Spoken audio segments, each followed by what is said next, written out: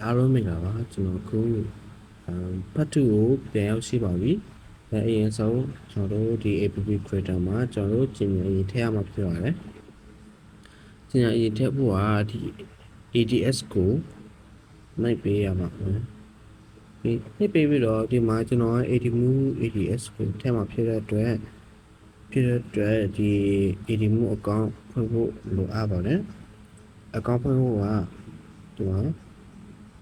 ဒီမှာကျွန်တော်ရိုက်စာလိုက်ပါမယ်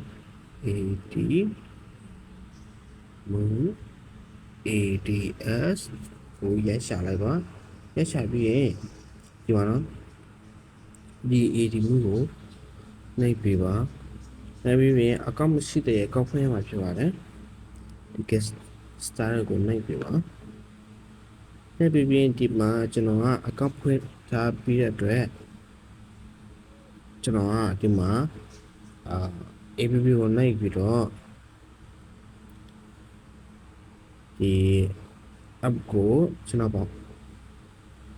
နောက် app ကိုကျွန်တော်ထားတဲ့မှာဖြစ်ပါတယ်ကျွန်တော်က Android app ဖြစ်တဲ့အတွက်ကျွန်တော် Android app ကကျွန်တော်ကျင်ရထားမှာဖြစ်ပါတယ်အခုဒီဟာကိုဒီ platform ကို Android ကို load ထည့်ပေးပါပြီးရင်ဒီဟာကို load လုပ်လိုက်ပြီပါပြီးရင်ကျွန်တော်ကအဲ့နာမည်လဲဆိုတော့ကျွန်တော်ရဲ့ page အတိုင်းပဲ open my okay ဒါဆိုရပါပြီပြီးရင် mnet ကိုနှိပ်ပါပြီး done okay အခုဆိုရပါပြီပြီးရင်ဒီမှာဝင်ပြီးတော့ app setting ကိုအရင်ဆုံးသွားပါသွားပြီးရင်ဒီမှာ app ID ကိုယူရမှာဖြစ်ပါတယ် app ID ကို copy ယူပြီးတော့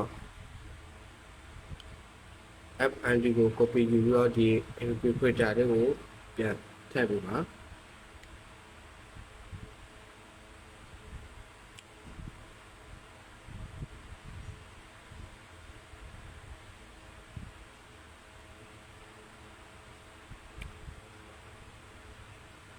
creator ကိုပြန်ထည့်ပေးပြီးတော့ဒီမှာ app ID ကိုထည့်ပေးရမှာဖြစ်ပါတယ် app ID ထည့်ရမှာကဒီမှာ generate info ကိုနှိပ်ပါနှိပ်ပြီးရင်နှိပ် icon ကိုနှိပ်ပြီးပါနှိပ်ပြီးရင်အောက်နဲ့ရွှေ့ပြီးတော့ဒီထဲမှာ ADMove Google app and ကိုဒီထဲမှာခုနကADMove ရဲ့ app ID ကိုထည့်ပေးရမှာဖြစ်ပါတယ်ထည့်ပေးပြီးတော့ဒီမှာ save ကိုနှိပ်ပေးပါဒီမှာ save ကိုနှိပ်ပေးပြီးတော့ဒီခုနကADMove ကိုယူနစ်ဖတ်ကြည့်ရမှာဖြစ်ပါတယ်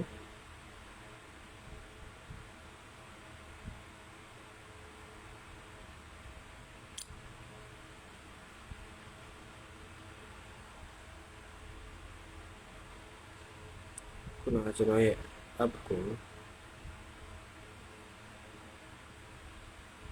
ကျွန်တော်အရင်ဆုံးကျင်ရတခုပဲအနေမှာဖြစ်ပါတယ်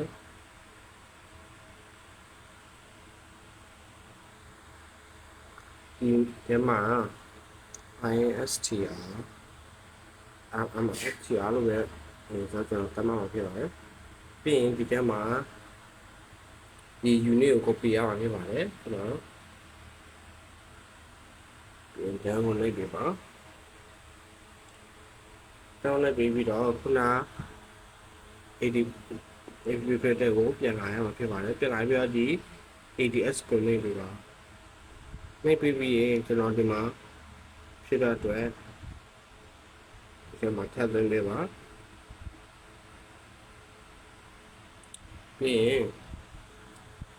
နောက်ကျင်ရတခုပြန်ကြည့်ပါဖြစ်တဲ့အတွက်ဒီမှာ app open ကိုနှိပ်ပြီးပါနှိပ်ပြီးတော့သူ့ရဲ့နာမည်ကို open လုပ်ပြီးတော့ရိုက်ထည့်မှာဖြစ်ပါတယ်ပြီး unit ကို copy ပြီးပါပြီးဒီလေးကိုပြန်လာပေးပါ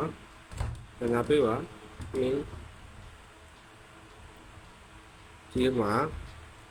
အဖွင့်ပြီးတော့ကျင်ညာထပ်သွင်းမှာဖြစ်ပါအတွက်โอเค ဒါဆိုပြီးပါပြီ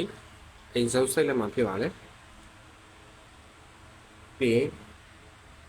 download app ပြင်ရပေါ်လာဆိုတော့ကျွန်တော်အရင်ဆုံးသွားကြည့်အောင်ဖြစ်ပါတယ်